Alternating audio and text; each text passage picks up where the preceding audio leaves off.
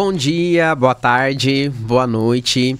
Sejam bem-vindos à nova temporada, segunda temporada do podcast Poditude. Tô muito feliz, né, de estar aqui de volta, tava com saudade desse momento. Agora, segunda temporada, novo cenário, novos convidados, novos assuntos também muito ricos, muito importantes que a gente vai estar trazendo aqui. E eu tô muito feliz, né, de ter vocês aqui de volta. E para quem ainda não conhece, né, a gente, vou apresentar um pouco da clínica. Meu nome é Fernando Oliveira, eu sou psicólogo, idealizador e proprietário da Clínica Gratitude.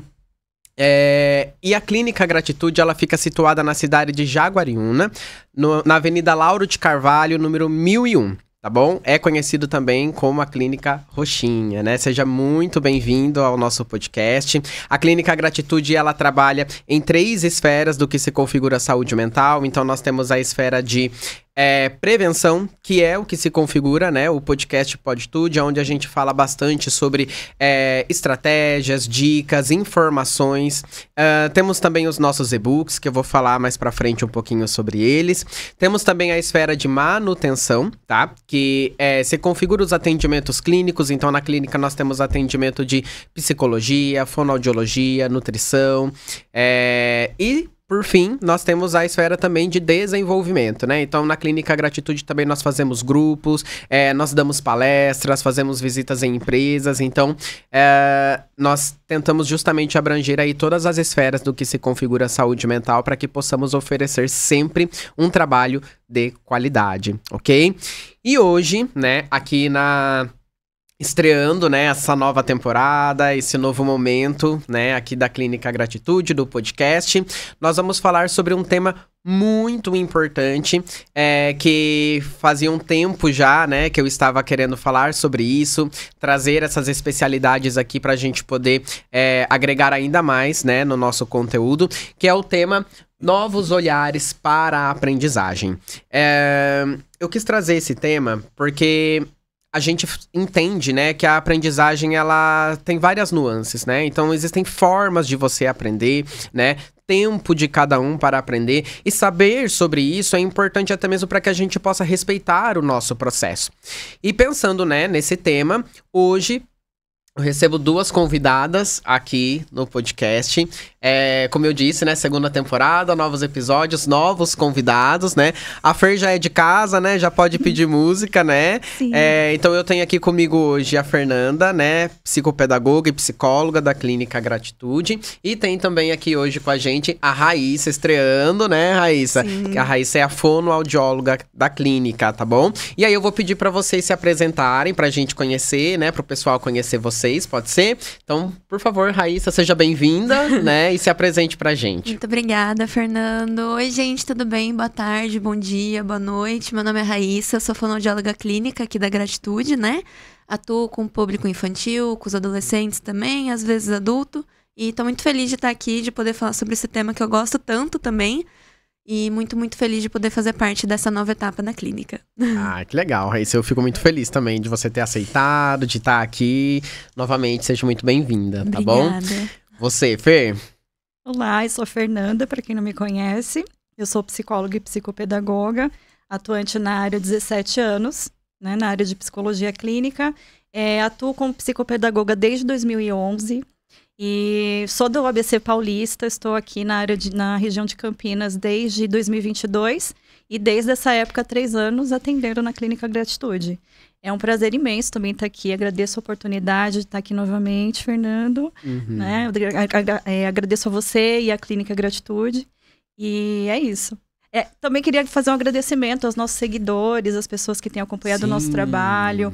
Principalmente os meus pacientes que estão sempre acompanhando, né? Se não fossem vocês, esse trabalho não seria possível. Nossa, muito pertinente, verdade, né? É muito legal que o conteúdo da clínica tá engajando bastante aqui no YouTube, né?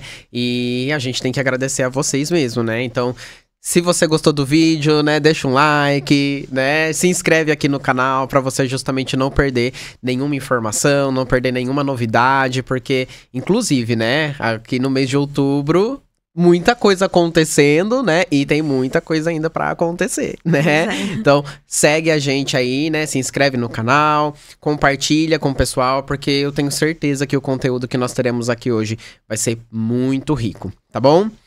Bom, então vamos lá, né? Vamos dar início aqui ao nosso bate-papo. Voltando então, né, recapitulando aqui com o tema Novos Olhares para a Aprendizagem. E por que que a gente escolheu esse tema? Porque existe, na verdade, dentro do que a gente fala conhecimento empírico, né? O que é o conhecimento empírico? O senso comum, conhecimento da maioria das pessoas ali, né? A respeito do que é o psicopedagogo, do que é a fono, né? Com que eles trabalham. E a ideia que muitas pessoas acabam por ter é que a psicopedagoga, ela dá aula de reforço, né? Muitas pessoas acreditam nisso, né? Que tá ali pra ajudar a aumentar a nota, né? Meu filho não tá indo bem nessa matéria aqui, então vamos mandar pra psicopedagoga, né? Enquanto que a fono é pra ajudar ali na dicção, na fala, na linguagem, né?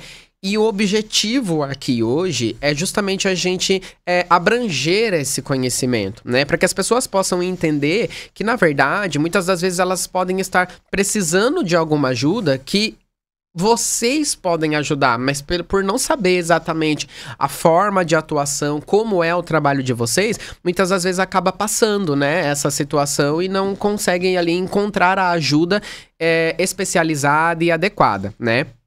Então, nosso objetivo aqui hoje é justamente trazer um olhar de como é a atuação de cada uma de vocês. E uma coisa que é muito importante também é que existe um trabalho até mesmo em conjunto que é feito tanto com a fono e a psicopedagoga, né? Tanto a psicopedagogia quanto a fonoaudiologia trabalha dentro desse aspecto da aprendizagem, né? Então a gente vai trazer um pouco sobre essa informação, né?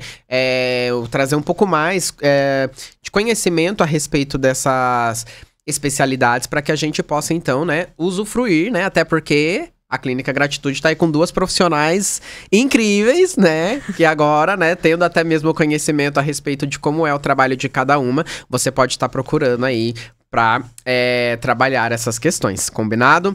Bom, então vamos lá. Primeira questão hoje, né, que a gente vai estar conversando então, é a respeito justamente dessa percepção, né, do que é o trabalho da psicopedagogia. E pra gente poder justamente desconstruir, né, essa ideia de que é aula de reforço, de que é pra aumentar a nota.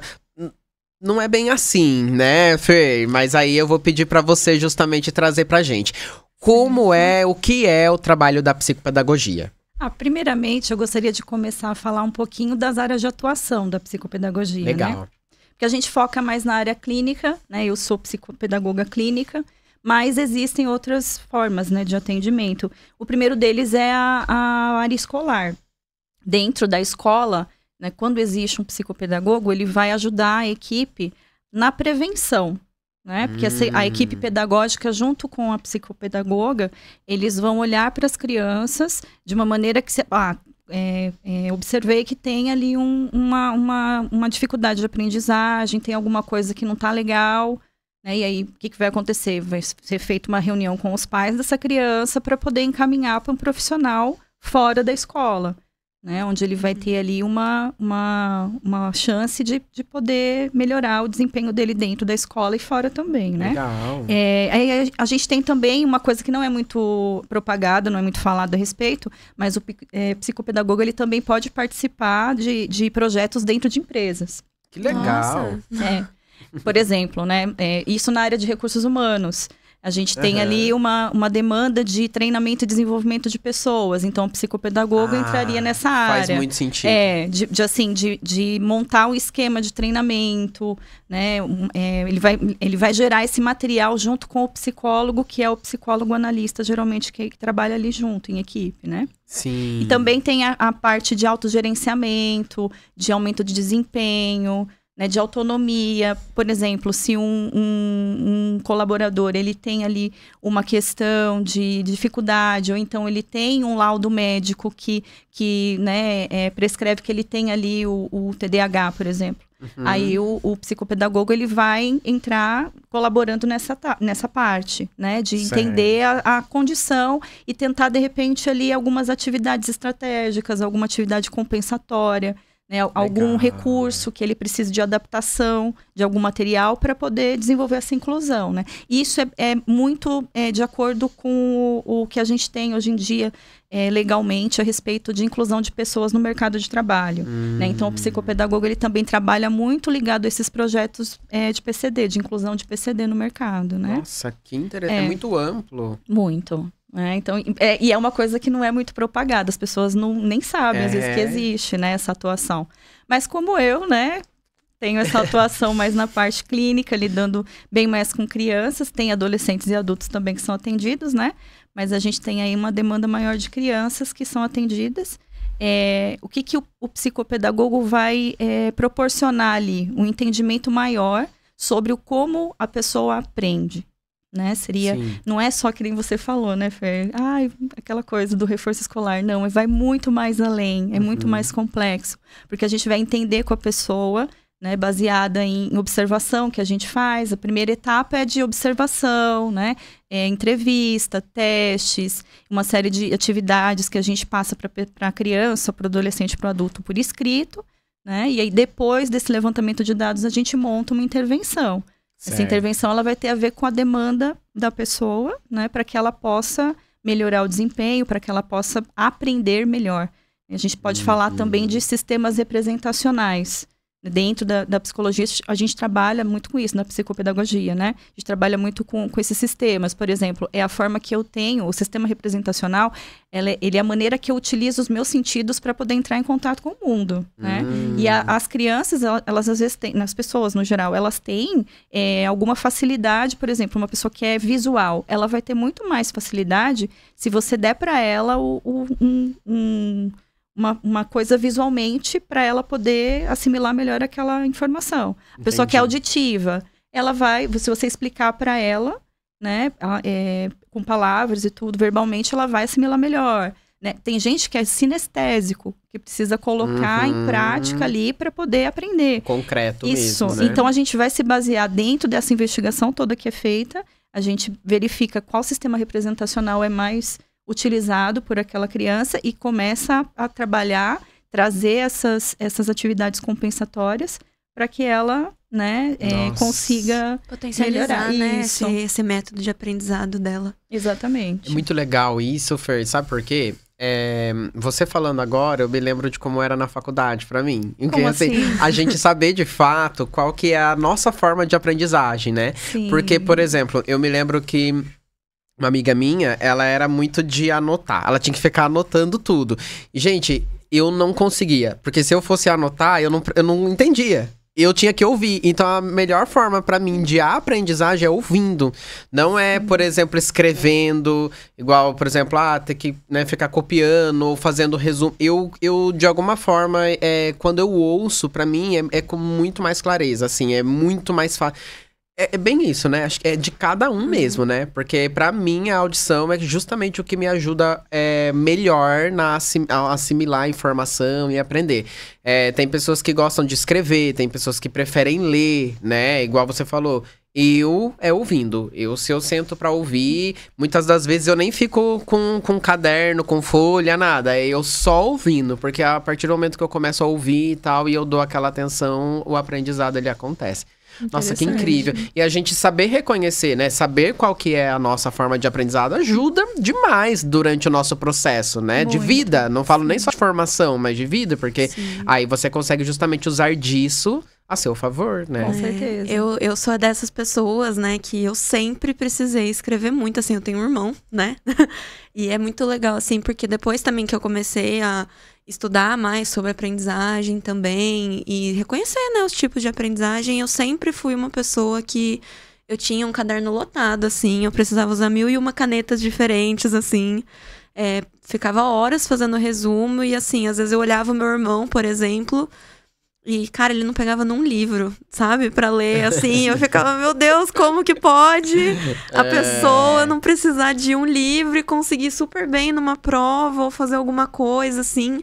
E no começo eu fazia resumos, assim, muito extensos, né, só que aí eu fui percebendo que isso também foi me prejudicando a longo prazo também, porque eu perdia muito tempo pra fazer o resumo, né, então eu ficava nervosa porque eu tinha que estudar, mas também era muito extenso e eu comecei a fazer mapa mental.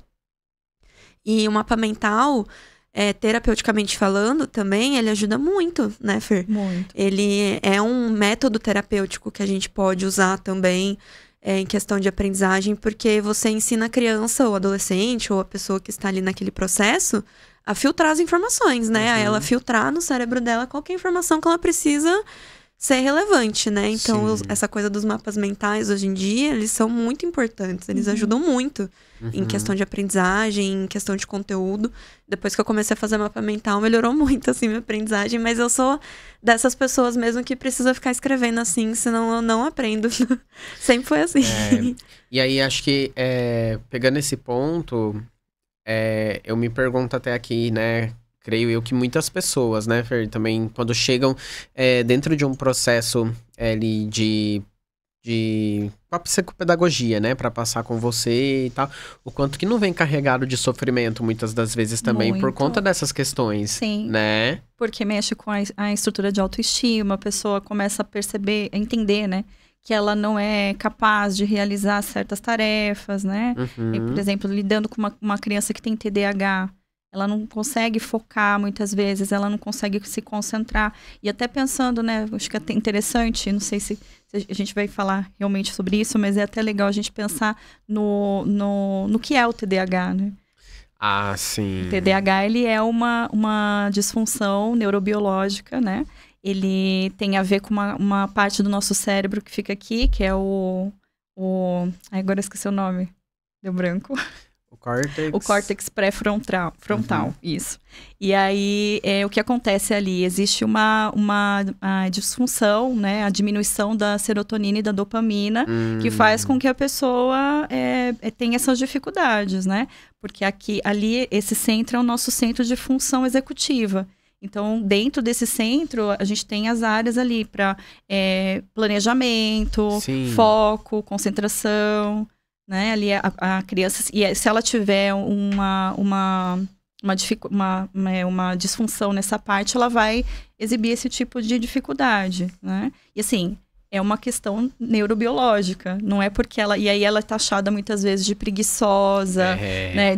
A pessoa quando cresce, vira adulto, e aí, é procrastinador, né? Não consegue executar as tarefas dentro da empresa, e muitas vezes a pessoa não sabe o que é, né? Sim. Então, por isso que é importante um diagnóstico para que a pessoa consiga lidar com isso de uma forma mais adequada, né? E aí, acho que a gente acaba por pegar outro ponto, Fer, que é assim, o TDAH não tem cura, né? Não. Então, nós estamos falando aqui que aquela criança que tem TDAH vai se tornar um adulto com TDAH.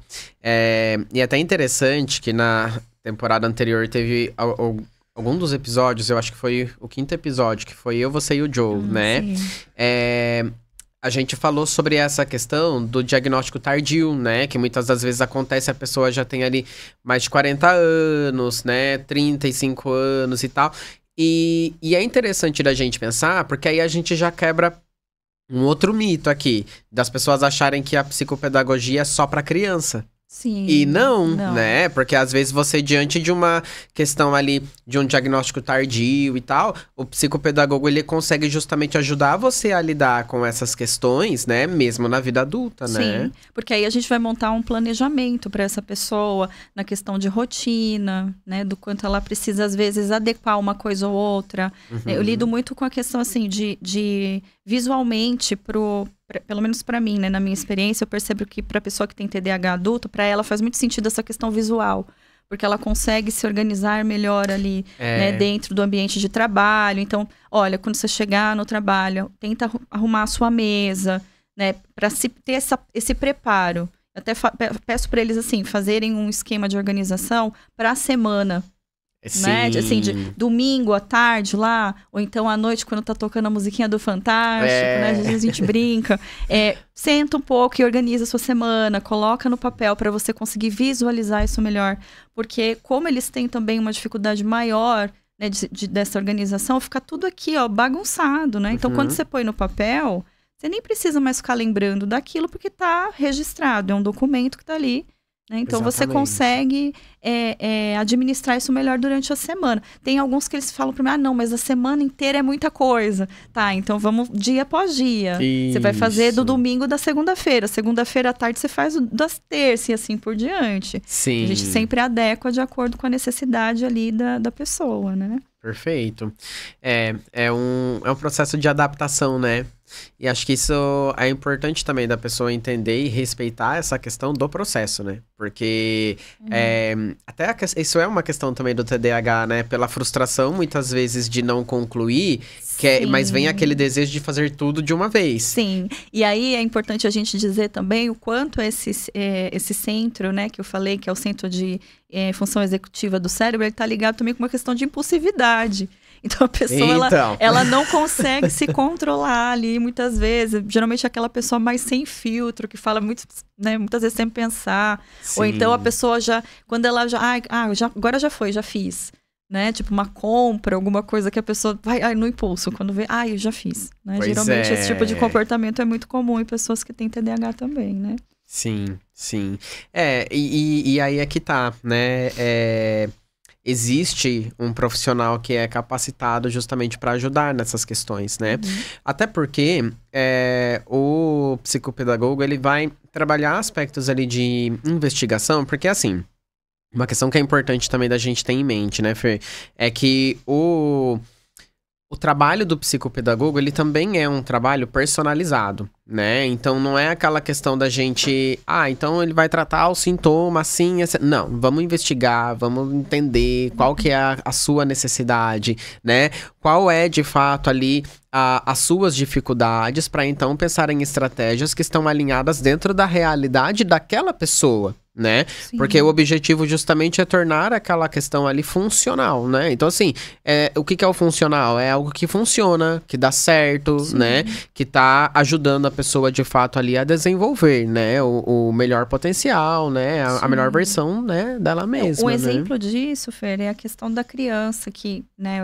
A criança que tem TDAH, por exemplo, ela tem uma dificuldade muito grande de se focar em coisas que ela não tem interesse. Sim. Né? E isso é uma das características. Então, eu sempre peço para os pais, a gente também tem essa visão interdisciplinar, que a gente vai falar um pouco sobre isso depois, mas, por exemplo, com os professores, né, de falar assim, olha, proponha coisas que tenham a ver com o interesse dele.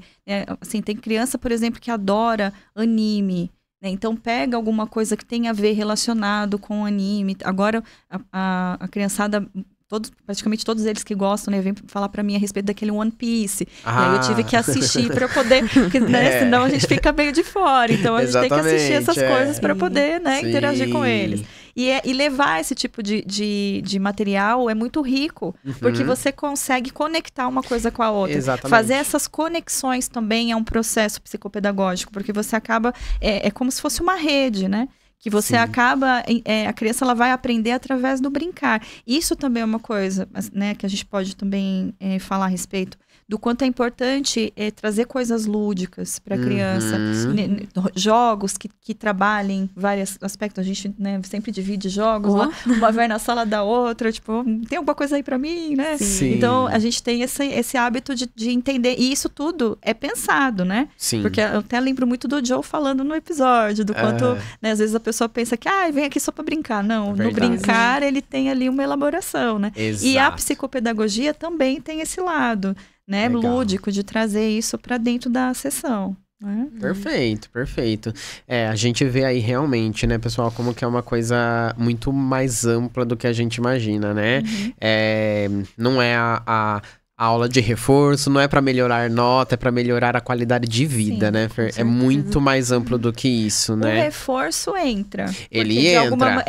Isso também depende muito da demanda da criança. Que eu ia falar. Da pessoa, porque depende, né, da demanda, né? É que na maioria das vezes acaba vindo dentro de uma situação de contexto escolar, né? A escola acaba percebendo e fazendo um encaminhamento. Justamente. A maioria dos encaminhamentos são feitos pela coordenadora, pela escola, né? Pelos professores. Né? Um exemplo que eu dou, eu tenho um paciente que ele tem TDAH, ele tem 11 anos e ele tem muita dificuldade, né, em relação à questão de concentração, porque a gente também tem aquela visão de que a criança que tem TDAH é aquela pessoa hiperativa, que não para quieta. e não é bem assim, né? Tem a questão dos dois lados. Tem criança que é um pouco mais tranquila, né? Mas assim, ela vai ter ali um déficit de atenção, ela vai, e não deixa de estar dentro do diagnóstico. Exato. E aí tem aquela criança que é um pouco mais agitada, né? A gente também tem isso.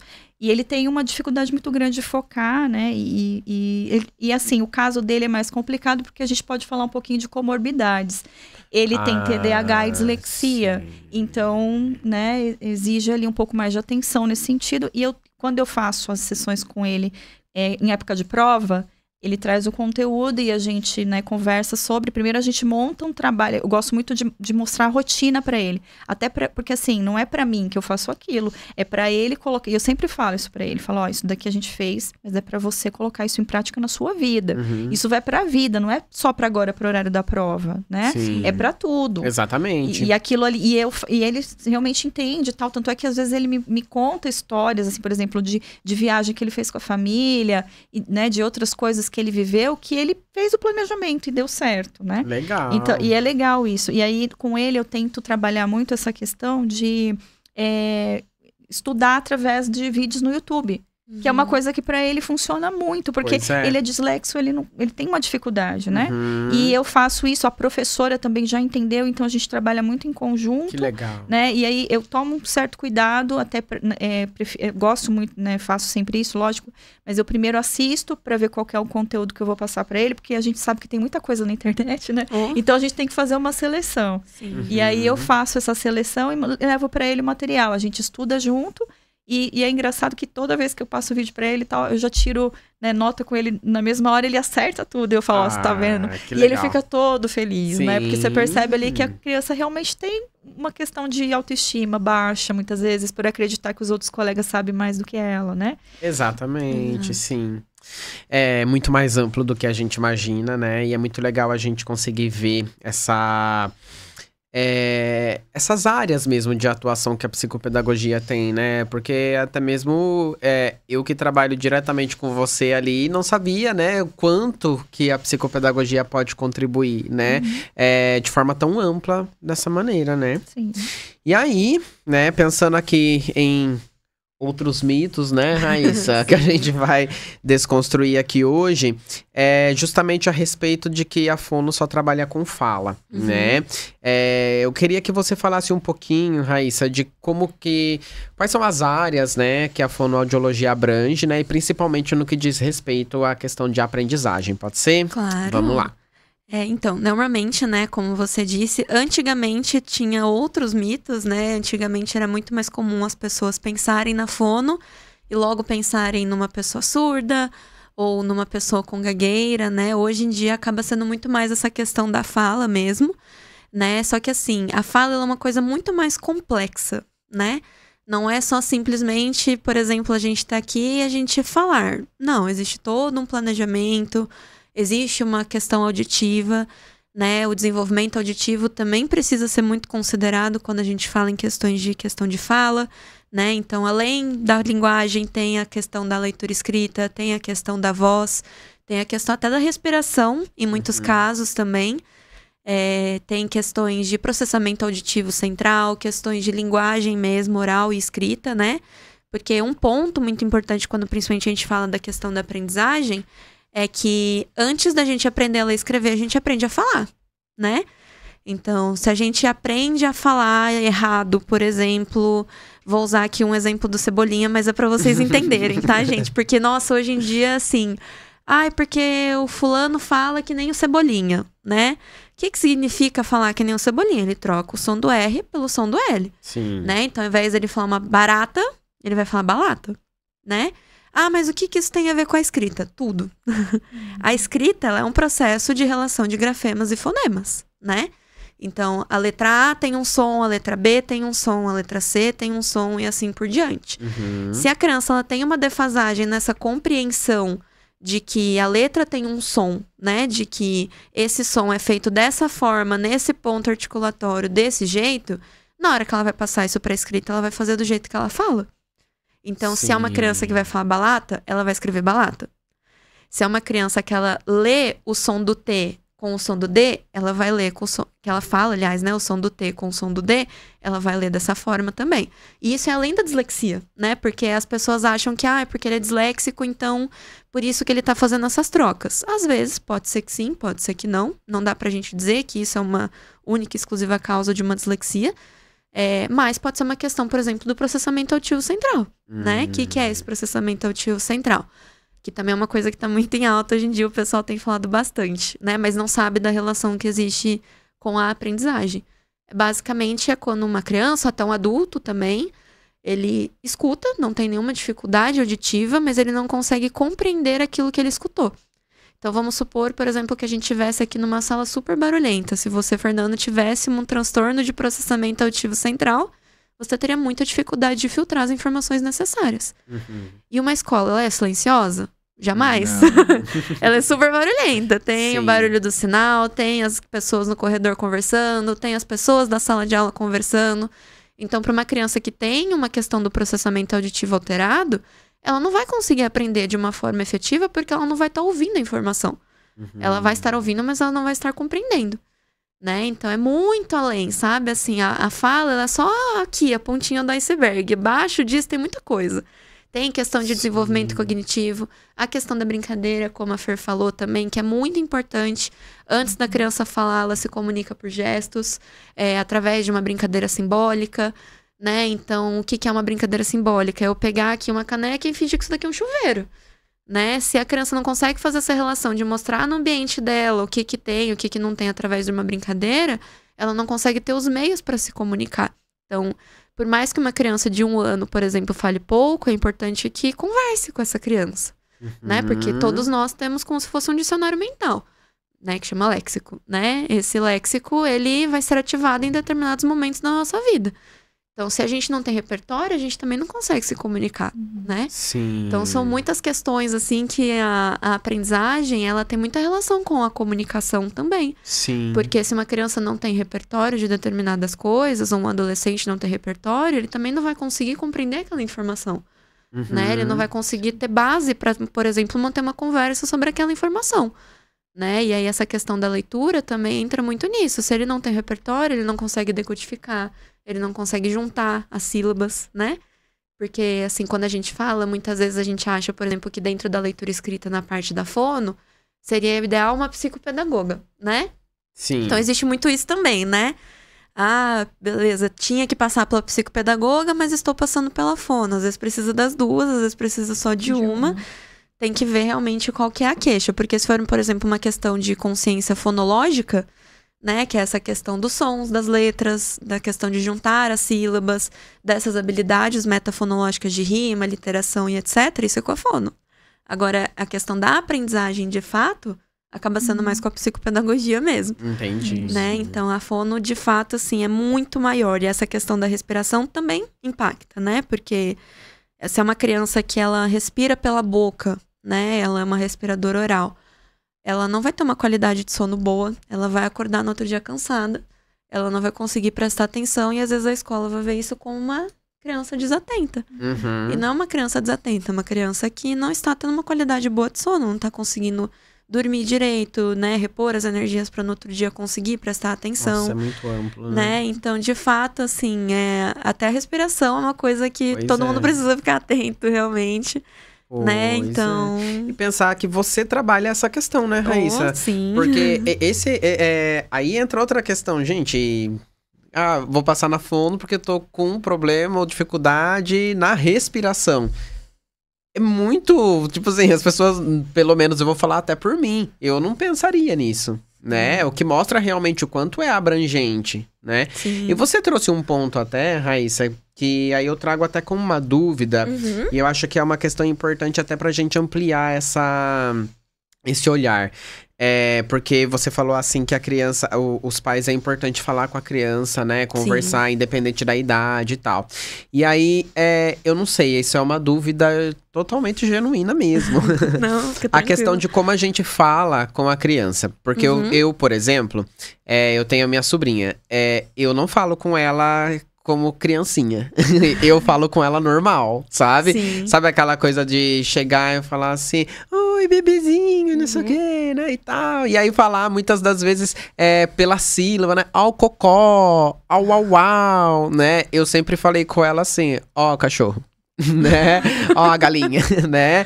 Porque eu já ouvi algumas vezes que você trazer esse... É claro que eu acredito, assim, que a criança, ela tá ainda nesse processo total de desenvolvimento da linguagem, né? Sim. Linguagem verbal, não só, né? Mas linguagem verbal também. Mas isso, de uma certa forma, interfere dentro desse processo de desenvolvimento da fala? Como que é? Você acha, na sua percepção profissional, isso é positivo ou não? Como que é? Então, assim, depende da idade da criança, né? Se a gente também tá falando de uma criança de 1 ano, 2 aninhos ali, tudo bem você usar essa voz infantilizada, mas a longo prazo isso traz impacto, lógico, entendeu? Porque, assim, uma criança de 8 anos, ela tem que ter um repertório de uma criança de 8 anos, ela tem que ter comportamentos condizentes com uma criança de 8 anos. Então, se é uma criança de 8 anos que continua sendo tratada, né, de certo modo ali dentro do ambiente que ela está inserida como se ela fosse uma criança menor, isso vai causar impactos, assim, em questões de comportamento puramente, sabe? Assim, também na fala, né? Porque já aconteceu, já, assim, de eu ter crianças, tenho hoje em dia crianças também, assim, que é tudo no diminutivo, né? Então é a carninha, é o franguinho, é o cachorrinho, né? Então, assim, quando a gente fala de estimular a linguagem de uma criança pequena, é sempre bom a gente começar pelas palavras simples, né? Então, a gente usar onomatopeias para se referir a um animal, beleza. Mas ao invés de você falar, olha o au-au, o cachorro faz au-au. Sim. Né? Porque uma criança de 2 anos, ela não vai conseguir falar cachorro, Exato, né? Exatamente. É por isso que eu pergunto. Até por conta dos sons da fala ali, do período de aquisição, dos fonemas e etc, assim. Mas se ela tem 6 anos e ela ainda se refere a um cachorro como au-au, pois é. Aí tem que ver se ela tá fazendo isso porque ela quer simplificar, porque por algum motivo ela não consegue falar esses sons, ou ela não consegue falar essa palavra, né? Então tem isso também, eu acho que é questão de repertório mesmo. Eu não vejo problema de ninguém falar com criança assim, não tem problema nenhum.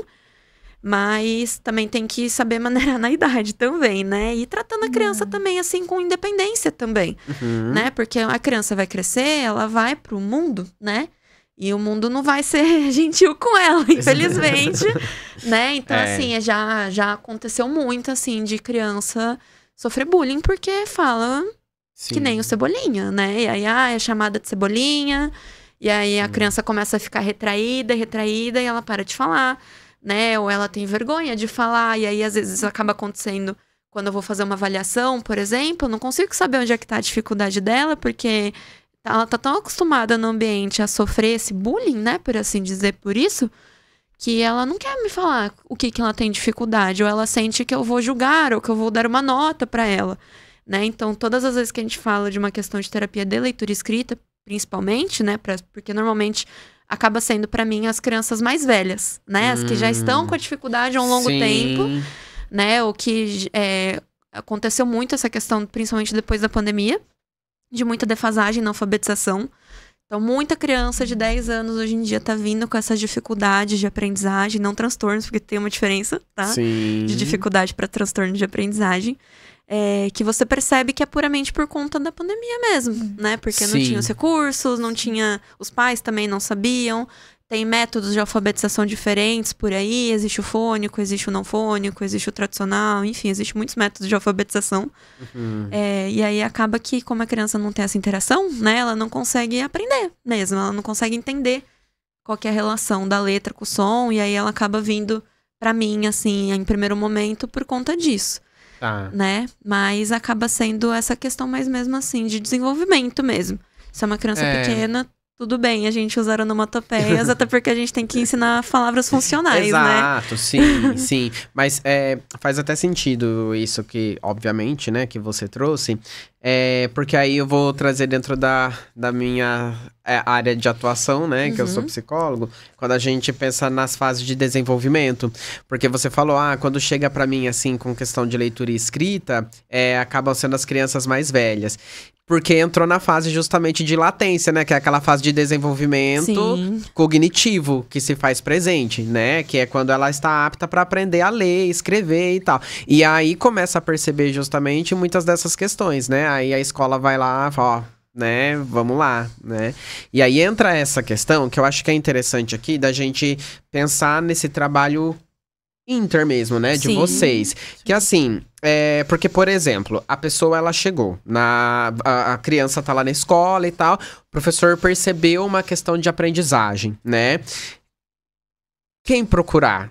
Ele vai pra fono, ele vai pra psicopedagoga, é a questão do trabalho em conjunto, como se dá esse trabalho em conjunto, como que funciona, né? É uma questão, por exemplo, que eu acredito que, não sei, se já chega com demanda nas duas especialidades ou não. Normalmente chega pra uma e aí acaba tendo essa troca, comunicação ali com os pais, né, na anamnese e tal. Como que vocês sentem essa questão no dia a dia da atuação de vocês? Eu acho que depende muito da demanda, né, Fer? Sim. Se é uma demanda, por exemplo, que... Como eu falei, né? Hoje em dia as escolas, elas têm muito mais consciência sobre essa questão do processamento auditivo central, né? Então, muitas vezes, qual que é a queixa que acaba chegando pra mim, quando vem pra mim primeiro, né? Tá trocando na escrita o T pelo D, o P pelo B, o F pelo V, que são esses pares mínimos, né? Então, aí, primeiro, o protocolo, a gente vê se tem alguma questão do processamento auditivo central, e aí a gente vê se é uma demanda puramente só de consciência fonológica, ou se é alguma questão que ela precisa de um reforço mesmo de potencialização no método de aprendizagem dela, né? Porque, assim, ao longo do tempo também, às vezes pode até começar comigo só, e aí eu consigo perceber, né? Recentemente encaminhei aí 2 pacientes meus para psicopedagoga também, né? Porque eu acredito que, assim, a minha parte de atuação, ela chega até um certo limite, né? Mais do que isso... não é nem certo eu fazer, porque não é nem da minha área de atuação, né? Sim. Então, eu preciso da ajuda de um outro profissional mais especializado. E é que acaba sendo a psicopedagoga mesmo. Então, normalmente, eu não acho que tem um padrão, assim, de que se vem primeiro pra mim ou se vem primeiro pra psicopedagogia. Eu acho que vai muito, depende da demanda mesmo, depende da queixa. Normalmente, às vezes, pra mim também tem acontecido muito. Ele já tem troca na fala e ele tá começando a trocar na escrita. Ou ele tem troca na fala, vai começar o processo de alfabetização e a professora está preocupada de que ele pode vir a trocar isso na escrita, então ela já quer começar a intervenção antes para que ele não troque na escrita essas letras. Né? Então aí vai muito. Atualmente tem acontecido bastante isso, das crianças de 6, 7 anos ali, estão começando ali, né, aprender a serem alfabetizadas, a virem para mim com essa queixa de que a professora já ficou atenta ali, já ficou preocupada e já falou, não, vamos resolver isso antes para que não perdure o problema, né? Porque vai ser uma criança que depois também a longo prazo ela vai se cobrar a escrever certo. Sim. Né? Ela vai ficar com medo de errar, né? Ela vai se cobrar a escrever certo, ela vai também gerando muita carga mental e emocional para ela também. Sim. Né? Porque isso impacta muito, como a gente falou, impacta muito em questão de autoestima, porque é uma criança que, na cabeça dela, ela acha que ela é a única que tá com dificuldade ali no meio de toda a sala dela. Né? Então, e ainda mais quanto mais velhas elas ficam, mais elas têm percepção das dificuldades que elas têm. Né? Então, eu tenho uma paciente que ela fala claramente pra mim, olha, meu problema é esse, eu tenho dificuldade no F e no V. Eu não consigo entender porque não existe uma regra gramatical que me diga que quando que eu tenho que colocar o F e quando que eu tenho que colocar o V. Eu não consigo. Coisa, né? Não é igual o M e o N, né? Exato. Exatamente. Ou o P e o B, né? Essa coisa assim, até mais tranquila. Tanto que ela perguntou pra mim, eu fui pesquisar. Eu falei, gente, deve existir alguma coisa assim que eu possa falar pra ela que não, existe assim. Aí o que eu ensinei pra ela? Olha, quando você faz o som do F, não vai vibrar sua garganta. Quando você faz o som do V, ele vibra, né? E aí a mãe dela falou que ela fica colocando a mão no pescoço dela. Olha, assim. gente, que legal, que legal, é verdade. Quando você faz o som do F, né? Vocês aí de casa, vocês podem testar, fazer também. Faz o som do F, não vai vibrar a garganta, né? Vai fazer o som do V, vai vibrar. Aí a mãe dela falou que ela fica fazendo assim, ó. Toda hora que ela vai escrever uma palavra, ela fala a palavra e coloca pra ver se tem o F som do V. Então é uma estratégia, né? Vai chegar uma hora que é o recurso que ela tá utilizando agora, vai chegar uma hora que ela não vai precisar mais, né? Exato. Exatamente. Natural, né? Porque acaba se tornando, né? Até nessas regras mesmo gramaticais, é uma coisa que acaba ficando muito assim, né? Com certeza. Até pela questão da... Não só nesse sentido, mas pela... Quando é S, quando é Z... Né? Quando são dois isso pega muito. Quando são dois S, cedilha, Sim. né? Mas é uma coisa que conforme a gente vai ali justamente, né, se adaptando a essa questão, né, é automático, né? Sim. A gente percebe. Mas quando né? a gente vê essas questões desses pares mínimos, né, desses sons que são parecidos, justamente vira o motivo da gente investigar um processamento, né? Porque é uma dificuldade talvez de uma discriminação auditiva, né? Porque a audição, os sons da fala tem pares mínimos, né? Então, o P e o B, o M e o N, o F e o V, o S e o Z, o X e o J, todos esses são sons parecidos, mas que existe uma mínima diferença entre eles. É muito mínima, assim, de frequência, né? Quando a gente diz de questão de auditiva. Tem até um negócio que chama banana da audição. Vocês podem pesquisar, existe, tá, gente? É um desenho de uma banana, assim, ó. E aí tem todos os sons ali da fala. Né? E aí a criança, às vezes, ela não consegue diferenciar justamente por essa diferença mínima, porque é muito mínimo, né? Como eu falei, é uma vibração de garganta ou não, né, gente? Então, assim, tipo, é um F, o ponto articulatório é o mesmo. É a mesma coisa, só que muda que um vibra, outro não vibra. Entendi. O S e o Z é a mesma coisa, é a mesma coisa. É um vibra, o outro não, é um sonzinho um pouco mais forte do que o outro. Muito interessante, muito, muito, muito interessante. E assim...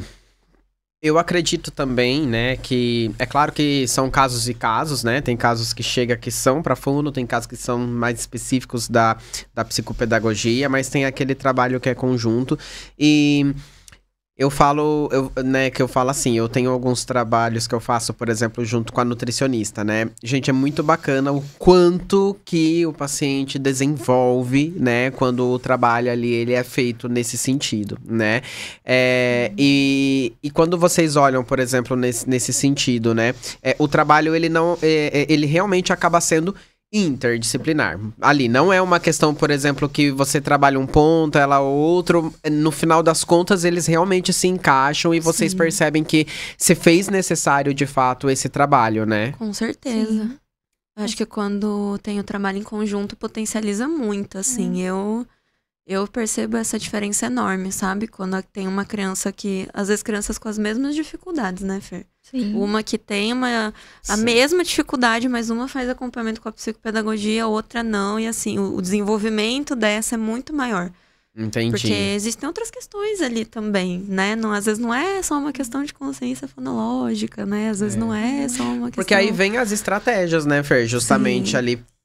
dessa parte pedagógica, né, da pessoa justamente organizar a rotina e a vida para conseguir colocar até mesmo as estratégias da fono em prática, né? Porque eu penso que dentro de uma questão, por exemplo, de um TDAH, né, que aí entra a questão das comorbidades que a gente fala, né? Por comorbidade a gente compreende que são outras questões ali que estão associadas, né, além do transtorno, né?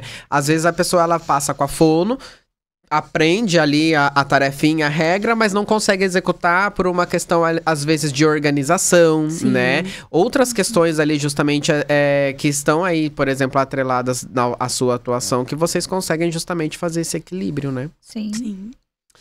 Bom, gente, é muito bacana, né? A gente vê, assim, o quanto que o trabalho, quando ele né, em conjunto, e principalmente bem feito por profissionais extremamente capacitadas, né? Ele faz a diferença, né? Com certeza. Eu fico muito feliz mesmo, assim, de ver como que... Eu sou suspeito pra falar, né? Mas como que a clínica Gratitude, né? Tem profissionais de muita competência, né? Então, aqui na clínica a gente tem a Fer, que é psicopedagoga e psicóloga, né? Tem a Raíssa, que trabalha lá com a gente agora na área de fono também, assim... eu falo aqui, né, com todo o respeito até mesmo, né, que a gente vê muitas das vezes o paciente chegando na primeira sessão, né, de uma maneira, né, e depois de um tempo ali já de acompanhamento, a gente vê ele saindo que até a postura muitas vezes da pessoa muda, né, que ela tá se sentindo muito mais autoconfiante, né, a comunicação dela tá muito melhor, mais fluida, né, as crianças então nem se fale, né, tem criança que entra quieto E não sai calado, não. Saia falando de tudo, né, Raíssa? Sai falando um monte, né? É muito legal a gente ver justamente esse desenvolvimento. Porque não é uma coisa assim que... É isso que eu falo, né? Não é algo que só a pessoa percebe. A gente que tá ali, que vê a pessoa só em recepção, às vezes, já consegue até mesmo perceber e visualizar essa melhora e essa diferença, né? Sim. Parabéns, viu? Vocês são incríveis, sensacionais. Obrigada. Bom, vocês querem pontuar mais alguma questão? Acho que foi... Acho que é isso. Foi né, isso, Fer? né? Acho que... Até porque, né? A gente não vai entregar tudo, né? Não. Tem que ter conteúdo para outros episódios também, né? E claro, né? A pessoa ali também tem uma tomada de consciência de... Poxa, olha, eu acho que eu me percebo nisso e tal. Não é a situação aqui de você se autodiagnosticar, mas de justamente você procurar, né? Por um profissional capacitado que vai conseguir ali trazer para você, né? Um parecer que seja realmente válido, né? E de acordo com a sua necessidade, né? Certo, Fer. Bom, eu vou trazer aqui algumas colocações a respeito da clínica, então, né? Vou falar para vocês um pouquinho a respeito dos e-books da clínica. Aqui na Clínica Gratitude, como eu disse no início do nosso episódio, a gente tem, além, né, do podcast, que é uma das estratégias de prevenção que nós temos também os e-books da Clínica Gratitude. E o primeiro e-book que a gente tem é o e-book Adolescentes e as Redes Sociais, que é um e-book feito pelo psicólogo Jonathan Ribeiro. É um e-book muito bacana, né? Vocês já viram eu falando sobre ele, é um e-book muito legal. Ele é bem colorido, ele tem várias estratégias, dicas de como você abordar esses assuntos com o adolescente. Ele tem ali técnicas até mesmo para você conseguir conversar com eles a respeito disso, sem que isso se torne um problema, né? Então, e eu sempre falo, né, que esse e-book ele não é ali só para os pais, né? Mas até mesmo para os adolescentes, porque traz bastante reflexão em torno de como as redes sociais podem afetar nesse sentido. E ele também tem dicas de filmes, né? Informação ali muito importante e atualizado para que a gente possa justamente se atentar a essas questões, ok? O segundo e-book é o e-book Diabetes para Além do Açúcar, que é o e-book da nutricionista Fabiane junto com o chefe Jean Martins. Esse e-book, ele é um e-book muito legal porque ele traz bastante informação a respeito do diagnóstico da doença, né? Então ali tem a informação sobre principais sinais, sintomas. Ele traz também ali a formas de prevenção, né? Para que você possa justamente trabalhar no sentido de melhorar a sua qualidade de vida e não venha ali, né? Acabar desenvolvendo, né, essa doença. E o legal também nesse e-book é que por ele ter a parceria com o chefe, ele é um e-book de receitas. Então ele tem ali toda uma parte, né, voltada para receitas que... Pra quem acha que é porque de diabetes não tem doce, né? São receitas tanto salgadas, mas também doces, né? E são doces, mas que todo mundo pode comer, né? Não tem açúcar, né? Mas são muito saborosas, são muito legais ali de até mesmo fazer, porque o nível que tem, né, é fácil e médio, então não tem nenhuma receita que é difícil, né? E se você entrar aqui for dar uma olhada aqui no nosso canal do YouTube, tem uma playlist, né, que se chama Receitas Saudáveis. E lá tem 3 receitas que foram feitas no lançamento do nosso e-book, que foram gravadas e disponibilizadas, né? Então você pode acessar para poder fazer em casa também, ok? E o nosso terceiro, né, e-book é o e-book do Setembro Amarelo. Esse e-book ele foi feito com alguns dos profissionais, né, da área da psicologia, da Clínica Gratitude. Ele fala bastante, pessoal, a respeito de formas de prevenção, o que é essa campanha, como você pode ajudar uma pessoa que não tá legal. E ele é muito legal também porque ele é bem... interativo. Então você consegue por ele acessar vídeos, acessar conteúdos ali produzidos mesmo pela Clínica Gratitude, que traz bastante informação de como a gente pode prevenir, com dicas, estratégias a respeito de ansiedade, a respeito de burnout, a respeito de medicação. É um e-book realmente assim muito completo, tá? Então acessa lá, a gente vai deixar disponibilizado aqui na legenda desse vídeo os e-books. A Fer também disponibilizou alguns canais, né, Fer, do YouTube, que vão ficar disponíveis aqui também para ver um pouquinho a respeito de TDAH, né, da psicopedagogia, né? Então vai ficar disponível ali também, tá bom? A rede social das duas profissionais aqui da clínica, né, e da clínica estarão também disponíveis na legenda do vídeo. Segue a gente lá no Instagram, que tem bastante coisa vindo por aí, né? Esse é só o primeiro episódio dessa segunda temporada, então tem mais coisa vindo por aí. Se inscreve no canal pra não perder, deixa o like e vamos caminhando junto aí que essa temporada promete, né? Essa temporada promete. Vocês querem falar alguma coisa pra fechar? Eu só queria agradecer de novo, né? Poder estar aqui com vocês. E tô ansiosa já pro próximo podcast. Vem aí, vem aí. Também gostaria de agradecer. Foi meu primeiro podcast, gente, então... Parabéns. Muito obrigada.